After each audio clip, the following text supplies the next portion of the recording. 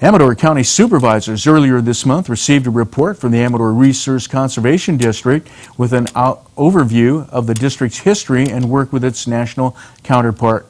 Stephanie Murano, Public Outreach Coordinator for Amador Resource Conservation District, said the special district formed in 1950 through the National Resource Conservation Service.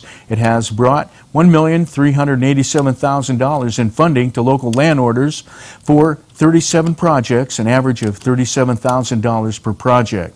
She said the NCRS began as the Soil Conservation Service during the Dust Bowl, which was an ecological agricultural disaster brought on by drought and poor farming practices in the Midwest.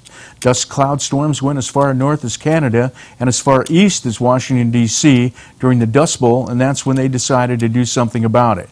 Supervisor John Plaz asked how the Amador Resources Conservation District Board members are chosen, and Moreno said normally they're elected, but in Amador County the supervisors make appointments because the elections got to the point where they were cost prohibitive, and the board established a policy to have supervisors appoint board members.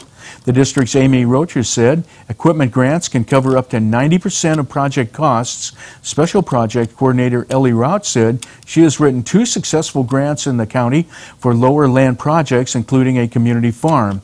She said she is trying to get a Sierra Nevada Conservancy grant to match funds set aside by the Amador Water Agency for a small diameter pipe along the Amador Canal. Supervisor Chairman Louis Boitano asked if Rout had noticed the stream of federal money slowing down. Rout said this $5 million in the funding from the Sierra Nevada Conservancy is its last round of conservation funding. Supervisor Brian Oneto asked what is happening with the man-made forest over the Highway 49 bypass. Rout said Sutter Creek owns the property. Her group, Mother Lode Land Trust, oversees the land and reports to Caltrans. She said Caltrans has deemed the project's 1.5-acre wetland preserve a failure, and they are thinking about purchasing another wetland property elsewhere.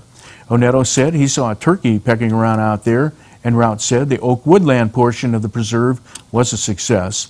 ARCD District Treasurer Dan Port said the board hopes to keep fees as low as possible within the irrigated lands program, but some people are thinking that every farmer should file a report of waste discharge. Oneto suggested there should be a waiver for people irrigating with just water.